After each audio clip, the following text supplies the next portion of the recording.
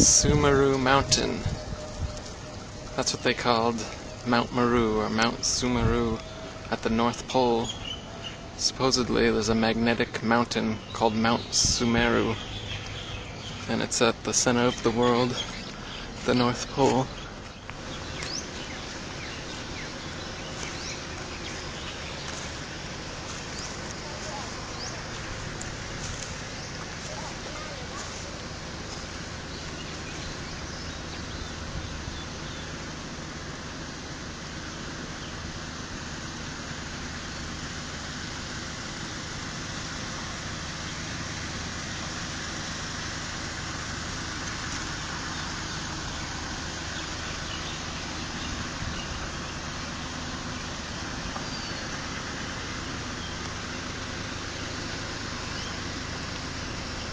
Here at the ancient city in Thailand.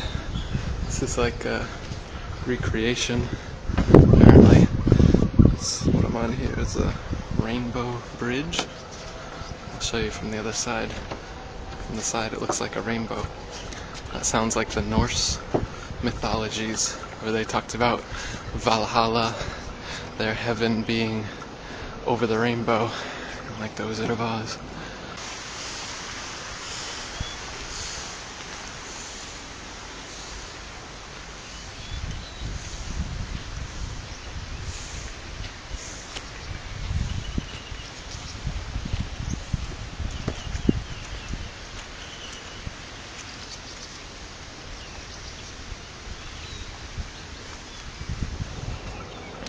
Go over the Rainbow Bridge, and then you're on to Mount Sumeru.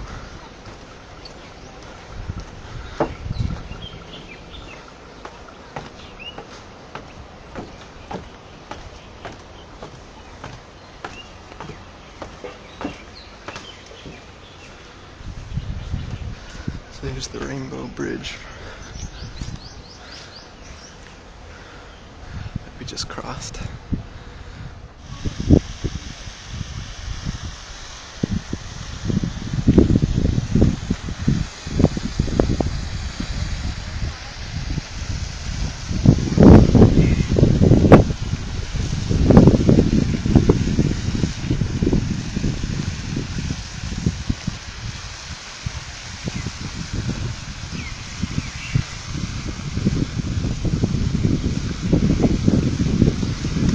According to Thai cosmology, Sumeru Mountain is considered the pillar of the world as well as the center of the universe.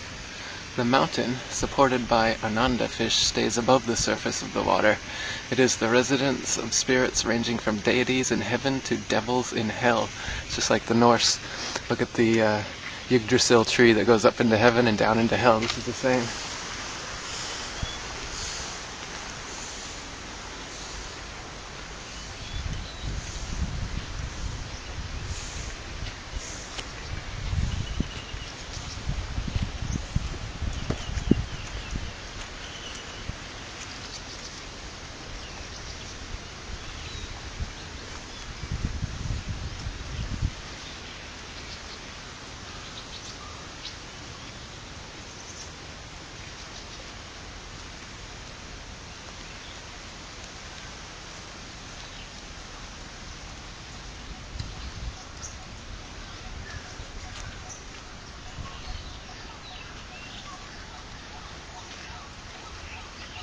So see, babe, check this out. It says, according to Thai cosmology, Sumeru Mountain is considered the pillar of the world as well as the center of the universe.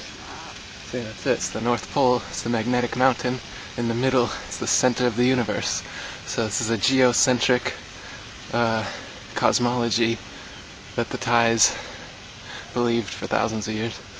So let's go across the bridge and see this mountain in the center of the universe.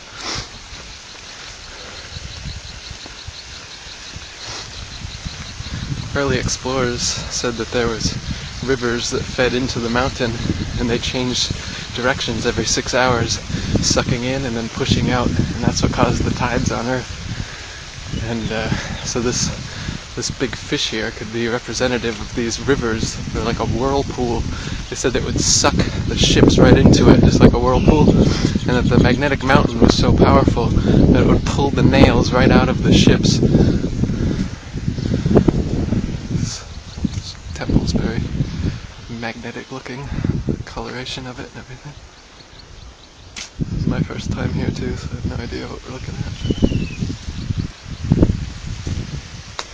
See some of the artwork inside.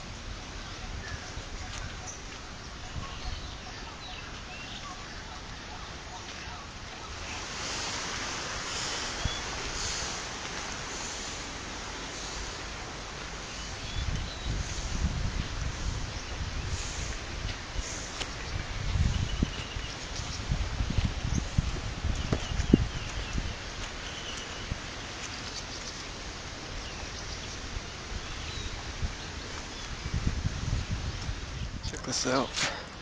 So they've got flat earth disk, Sumeru in the middle. It's a lot like the UN thing.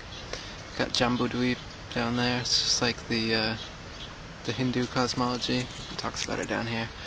So you've got Sumeru there, some other mountains, 7, 4 continents on either side. It's right in the middle. Below is hell, the demon world. Above it, you've got 6 heavens.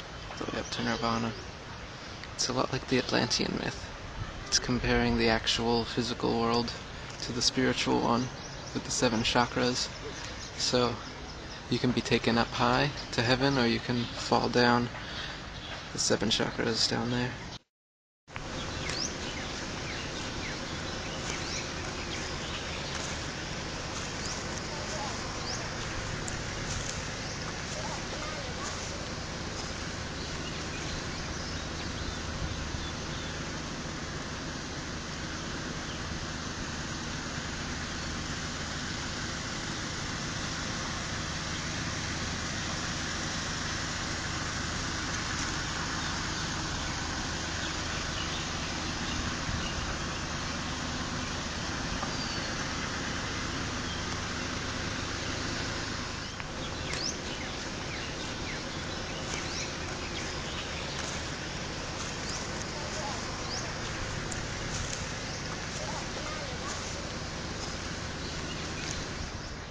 Cosmology system.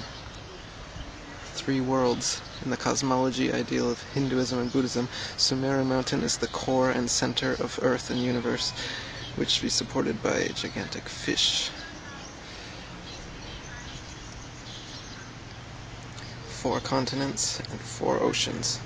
It's just like the 4 rivers in Gerhard Mercator's map. And Sumeru is the magnetic mountain in the middle. So it's not just Mercator saying this.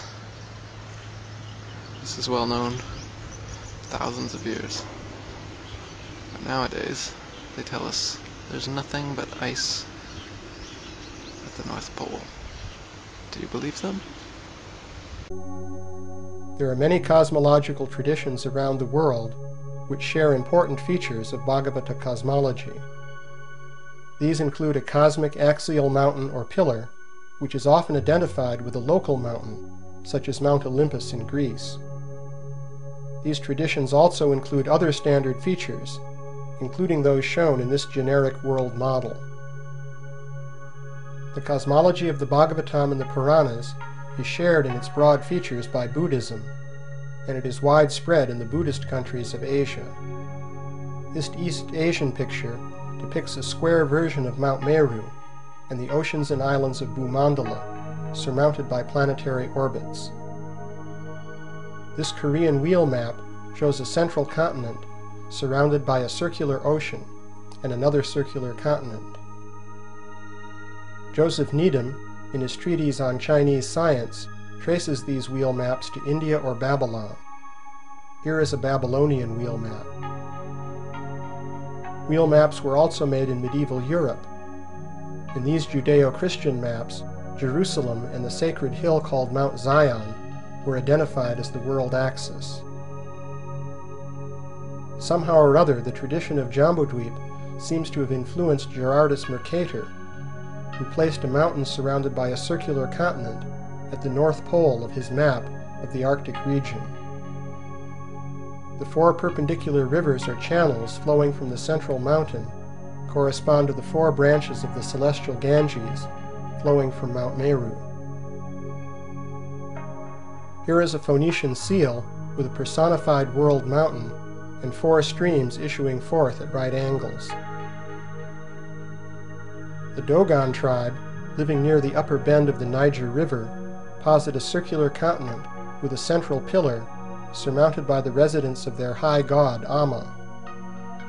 Note the world-girdling serpent in the circular ocean.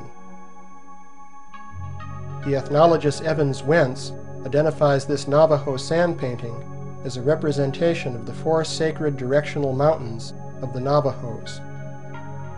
In many traditions, the world mountain is surrounded by four mountains in the cardinal directions, and we also see this in the Bhagavatam and other Puranas.